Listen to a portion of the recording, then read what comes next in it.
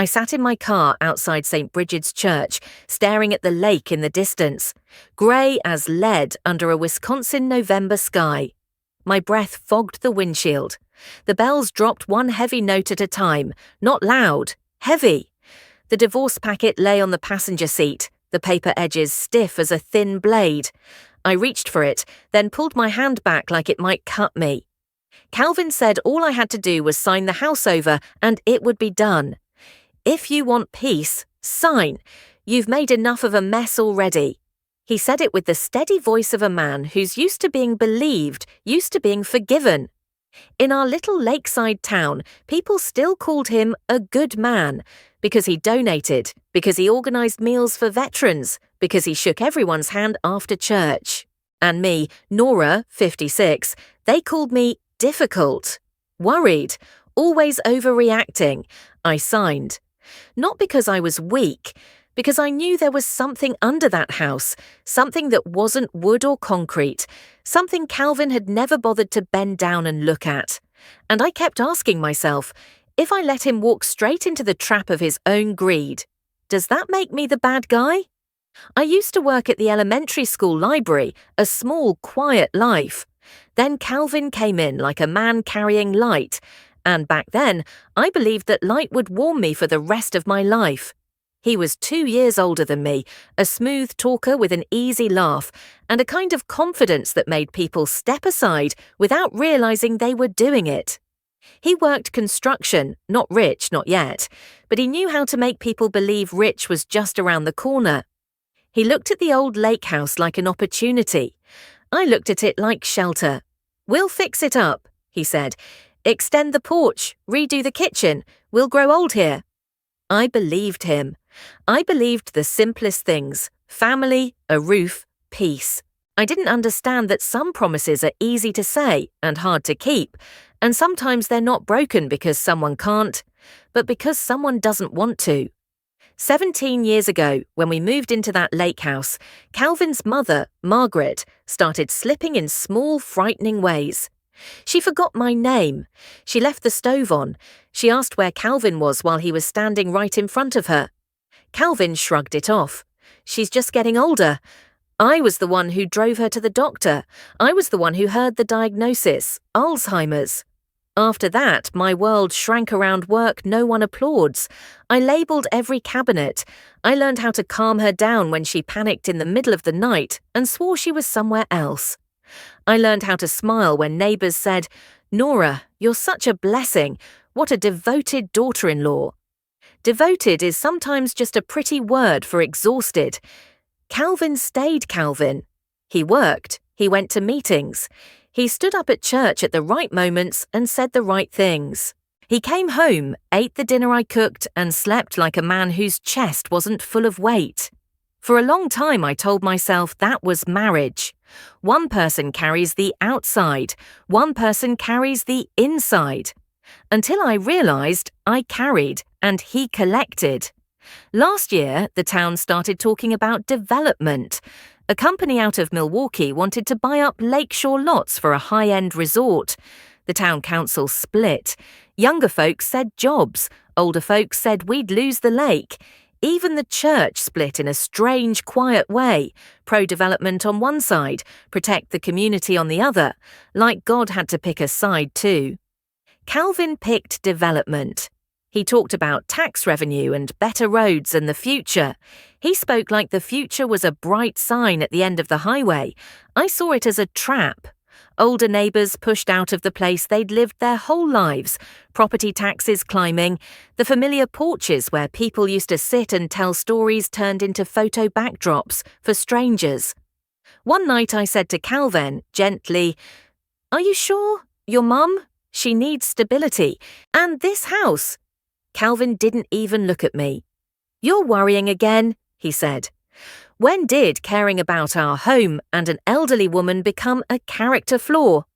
A couple of weeks later, I went to the grocery store for Margaret's medication. The automatic doors opened and the smell of bread and produce hit me. I was reaching for milk when I heard laughter by the deli counter. Young laughter, quick laughter, laughter with no weight. I turned and saw Calvin. He was standing close to a woman much younger than me, blonde curls, a sharp, expensive coat, shoes so clean they looked like they'd never touched mud. She held a stack of papers and said something, and Calvin leaned in to listen, then laughed. That laugh. I'd heard it before, back when he was courting me. I went so still my hands turned cold. I didn't want to walk up. I didn't want to be the jealous wife in the middle of the grocery store. I just wanted it not to be real. But Calvin turned, saw me. His smile snapped off, then snapped back on, stiff as a mask. "Nora," he said, like my name was a formality. The woman looked at me, her eyes sliding from my face to my wedding ring and back up again in one quick, measuring sweep. "This is Tessa," Calvin said. "She's in real estate. She's helping with the project." Tessa smiled and offered her hand. "Hi, I've heard so much about you." I shook her hand. Her palm was warm, her nails perfect. I looked into her eyes and understood. She hadn't just heard. She knew. I asked Calvin softly, "You're at the store and you didn't tell me." Calvin exhaled. "Don't do this." Tessa tilted her head, voice sweet as syrup. "You must be busy taking care of his mum. I get it." That sentence, so light, went straight into the deepest sore spot. I grabbed the meds, grabbed the milk, pushed my cart away without even knowing if I'd breathed. Behind me, I heard Calvin say to her, "Just leave it." That night, after I changed Margaret and got her settled, Calvin didn't ask if I was tired. He said, "I'm filing for divorce." I stood in the doorway, my hands smelling like soap and ointment, and looked at him like he was a stranger. "Because of her?" I asked. Calvin shrugged. "Don't make it dirty. I'm just not happy." I laughed, not because it was funny, because it was absurd. "You're not happy," I repeated. "And what about me? What about your mother?" Calvin's eyes went cold. "I'll handle my mum. I just can't live like this anymore." Like this, meaning a woman aging fast from carrying his mother, while he stayed young by being carried. The divorce paperwork moved fast. Tessa, I realized, knew how to make things move. Calvin set the packet on the kitchen table, the same table where I used to set apple pie for Margaret. He pointed to a line. "The house," he said. "I'm taking it." I lifted my head.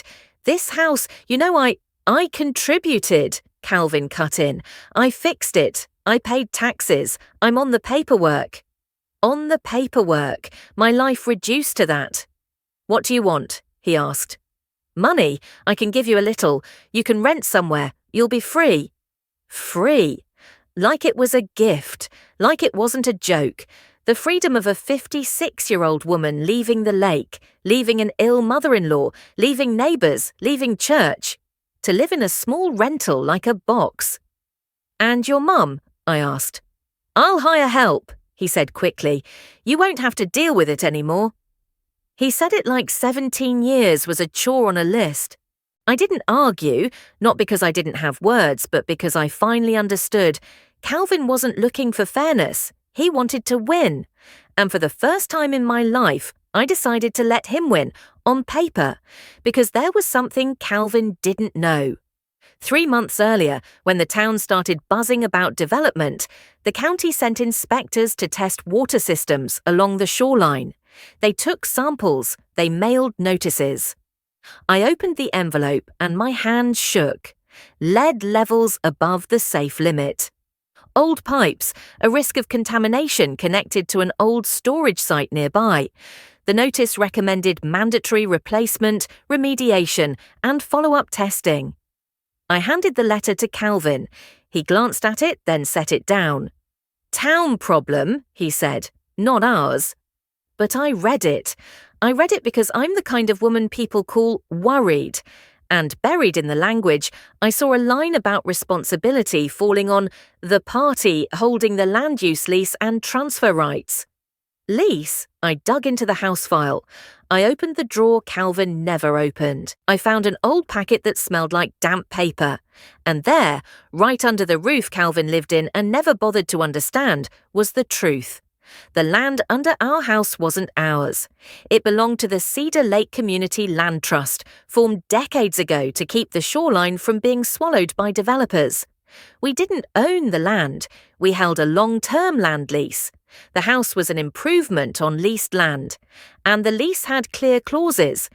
Anyone who took over the lease took on the obligations attached, including environmental remediation if the county issued notice.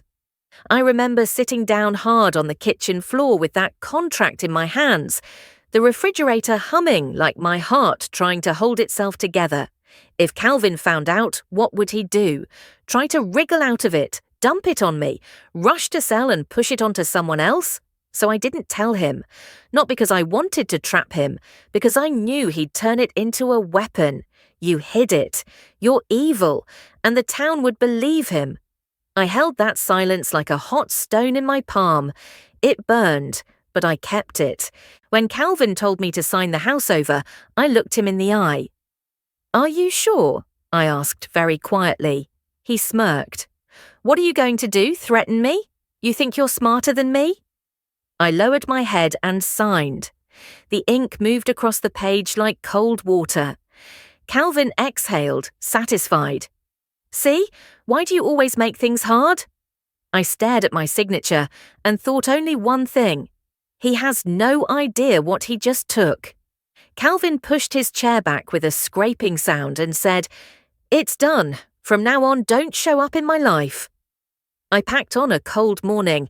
I didn't take much. Some books, a coat, a scarf my mother knitted. I looked around the living room where Margaret used to sit and stare at the TV and ask me, "Who are you?" I remembered nights wiping her tears while Calvin slept. Calvin stood at the door with his hands in his pockets, like a boss watching an employee leave. Tessa was there too, holding a paper bag of coffee and pastries, like a new queen arriving to claim the throne. As I passed, she said softly, just loud enough for me to hear, "You'll be okay. This is your chance to finally live for yourself." Live for myself, after I'd lived for that family almost my whole life. I didn't answer. I moved into a small apartment above a boat repair shop owned by an old friend. The first night I lay awake listening to metal clank and wind roll off the lake and the silence inside my chest. No one to care for, no one calling my name, no pill schedule, no footsteps wandering at 2 a.m. I thought it would feel light. It felt like a hollow room. Sunday, I went to church and sat in the back like a shadow. Calvin sat up front beside Tessa, and I saw what I'd refused to see before. When he rested his hand on her shoulder, it wasn't tenderness, it was performance. A way of telling the town, "I'm fine, I'm right." After service, Pastor Reed stood at the door shaking hands. When he reached me, he held my hand a second longer than usual. "Nora," he said gently, "are you okay?" I wanted to say yes. My throat tightened. He lowered his voice. I heard, "Things are tense. I'm praying you find peace." I nodded and turned away. And that's when I heard Donna, who organized the charity meals, whisper to someone, thinking I couldn't hear. Nora always had to control everything. Poor Calvin. He needed a new life. I stopped. I looked at my reflection in the church door glass. A woman not young anymore, tired eyes, shoulders pulled slightly inward. And I understood. I wasn't just losing my husband. I was losing the story of myself. Other people were telling it for me. I walked down the steps into lake wind that slapped my face and didn't apologize. That afternoon, I ran into Calvin at the grocery store again, this time not by accident. I was picking apples when he came up behind me. "What did you tell the pastor?" he demanded, his voice tight. "I didn't tell him anything," I said. Calvin leaned in, lowered his voice. "Don't smear my image. Do you understand me?" I turned and looked at him. His eyes were full of the certainty of a man who believes he's entitled to being seen as good. I asked very slowly, "Have you read what you signed for?" He laughed. "Read what? The house is the house. You signed." Tessa stepped closer with a carton of almond milk and gave a small smile. "Nora, don't scare him. It's done." I looked right at her. She didn't know, or maybe she thought she did, but not enough. I set the apples in my cart and said, "Yeah, it's done." And I walked away, hearing Calvin's voice behind me like a pin. "Don't try anything, Nora." That night, the new caregiver Calvin hired called me, panicked. "Margaret won't eat. She keeps asking for you. Can you come?" I stood in my tiny apartment with the phone hot in my hand, my heart squeezing shut. Part of me wanted to run. Part of me wanted to say, that isn't my job anymore. But I heard Margaret's voice in my head. One rare moment of clarity when she'd looked at me and said, "You're good." So I went. I walked into the old house and smelled familiar wood, saw corners I'd wiped clean 1,000 times. Margaret sat in her chair, her eyes lost. When she saw me, she cried like a child and reached for me. "Nora!" I held her. My tears fell into her white hair. Calvin stood in the doorway watching. He said nothing. Tessa stood behind him, her face awkward, like someone who didn't know where to put her hands. After I got Margaret asleep, Calvin pulled me into the kitchen. "You don't have to do this," he said, his voice smaller now, like he didn't want anyone to hear. I looked at him.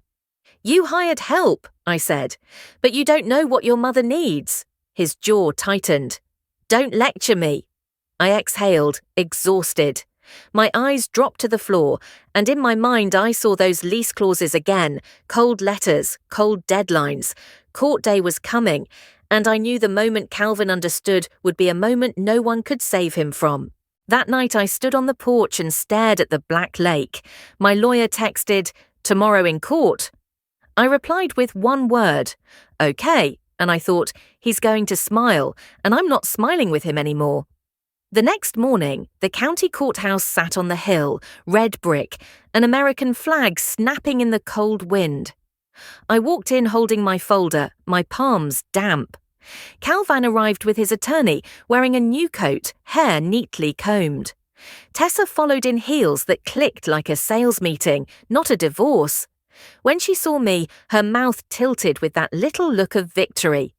Calvin barely looked at me. He stared forward, confident, like he'd already closed the deal. The judge, an older woman with eyes sharp as thin knives, asked the parties to confirm the agreement. Calvin's attorney stated it. Calvin would receive the lake house because I had signed it over. Other assets divided. I would leave. The judge looked at me. "Mrs. Nora, do you agree?"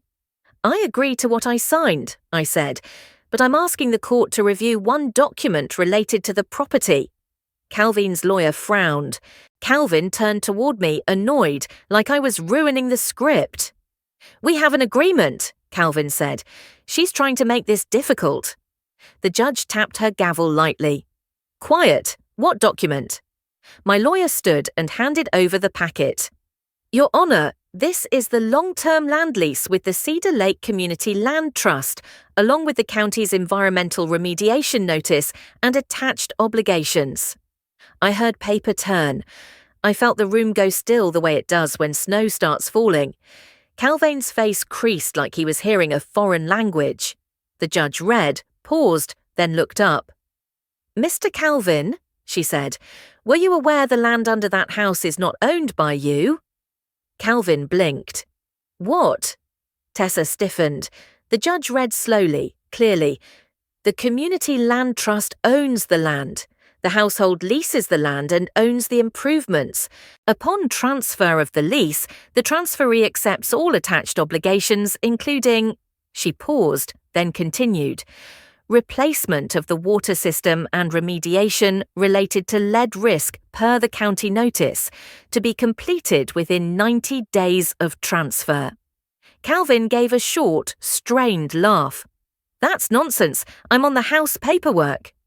"You are on the lease," the judge said, "not the land title, and you accepted full obligations. Did you read it?" Calvin turned to his attorney, then back to me, his eyes darkening. "You knew?" he asked, voice low. "You knew about this?" "I handed you the county letter," I said. "You glanced at it and set it down. You said it was the town's problem." Tessa stood up abruptly. How much is this going to cost? Calvin's lawyer swallowed. It could be significant, full replacement, mitigation, testing. The judge struck the gavel. Sit down. Calvin shook his head like he couldn't make his brain accept it. This is insane. She set me up. Set me up. That phrase hit the floor like something heavy, and in that instant, I saw myself in the back pew at church while people whispered I was controlling. I saw myself in the grocery store while Calvin hissed, "Don't make a scene." I saw myself wiping his mother's tears while he slept. I spoke slowly. I didn't set you up, Calvin. I just can't carry one more thing you chose not to look at. The judge looked at him. You demanded the house. You received it. The lease obligations transfer with it. The court cannot erase that. Calvin's voice cracked. I don't have that kind of money. Tessa stepped back, one step, then another, like she was watching the value drop in real time. The judge continued, firm. If the obligations are not met within the required timeframe, the land trust may terminate the lease per the contract. Do you understand what that means? Calvin's lawyer murmured, pale. It could mean loss of the lease and the improvements. Lose the house, Tessa blurted. Calvin turned toward me, his eyes red. Nora, you did this to punish me. I wanted to talk about 17 years, about the nights, about Margaret, about how I aged faster carrying what he avoided, about how I wasn't punishing him, I was surviving. But I didn't give him a speech, I said one sentence. I did it to live. The hearing ended. Calvin walked into the hallway like a man who'd lost the ground under his feet. Tessa followed for a few seconds, then stopped and said in a small voice, small enough to be cruel, I'm not signing on to this, and she turned and walked away, her heels clicking fast, leaving the courthouse like she was leaving a dream. Calvin stood there alone. He called my name. Nora. I stopped, but I didn't turn right away. You could help me, he said, his voice pleading now. I turned then. I looked at the man who took everything, only to find out everything came soaked in lead and deadlines. My mouth went cold when I answered. No, Calvin, this time you handle it. I stepped out into the cold wind. Behind me, I heard him call once more, but it didn't pull me back. Some doors, once they close, don't open again for any kind of knocking.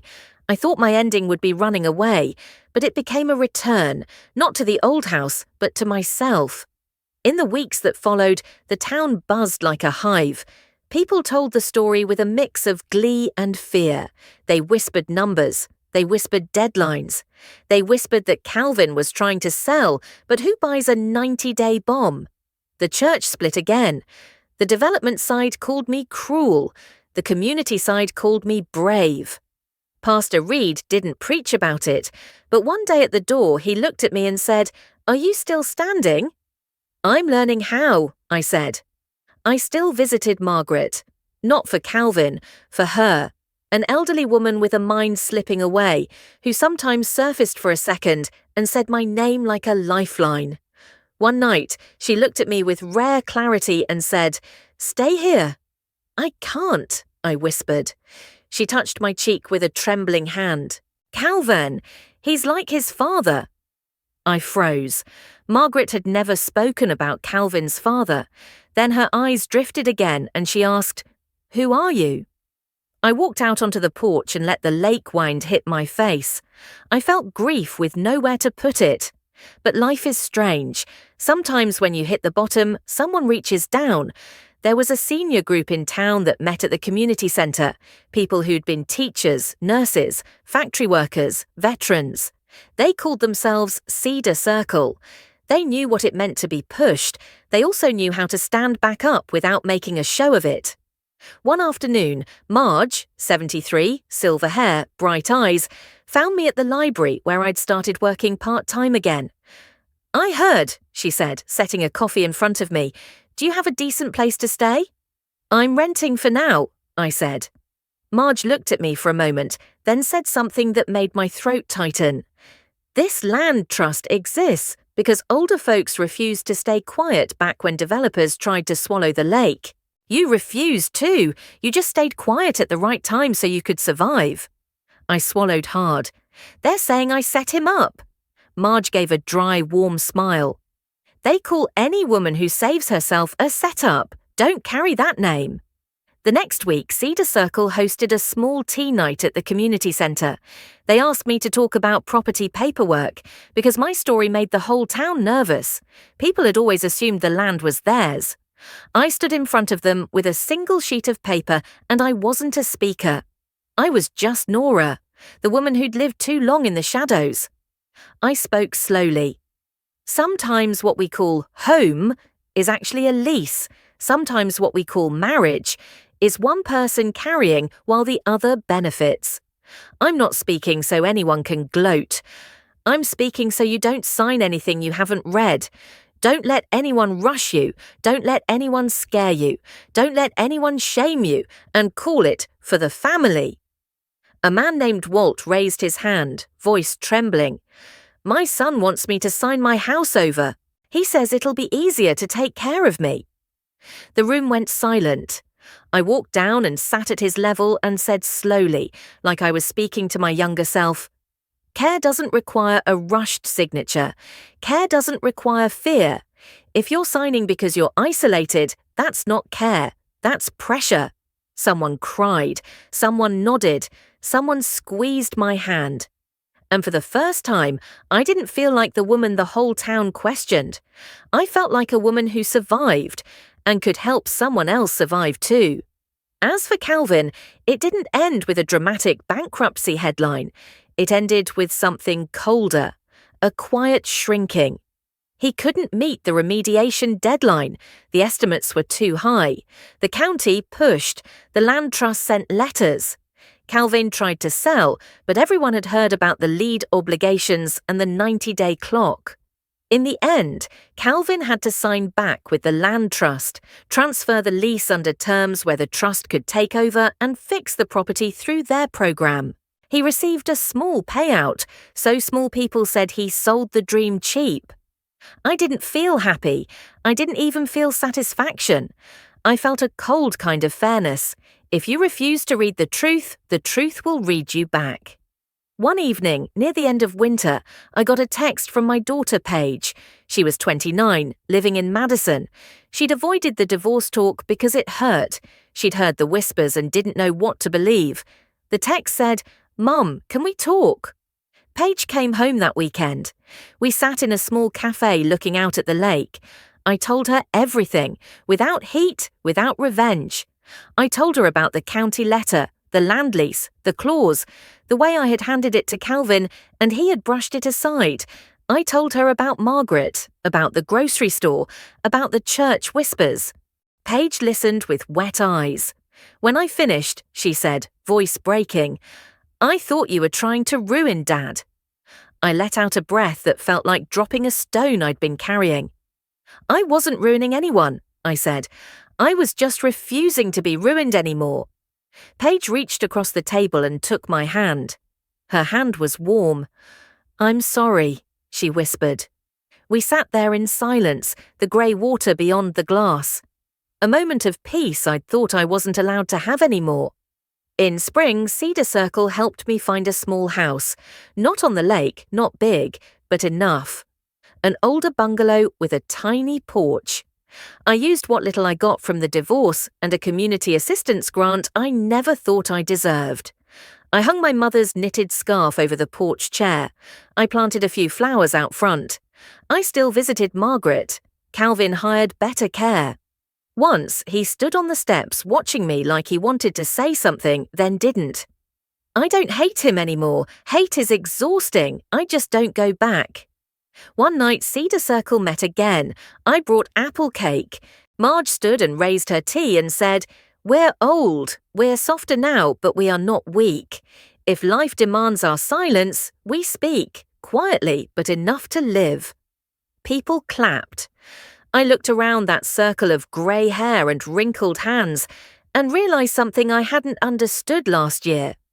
Real community isn't the people who whisper behind your back. Real community is the people who sit beside you when your hands are shaking. On the drive home, Paige asked me from the passenger seat, "Do you feel like the bad guy?" That question, the one I'd carried since the day I sat outside the church. I stared out at the dark lake and answered slowly, "I didn't set a trap for anyone.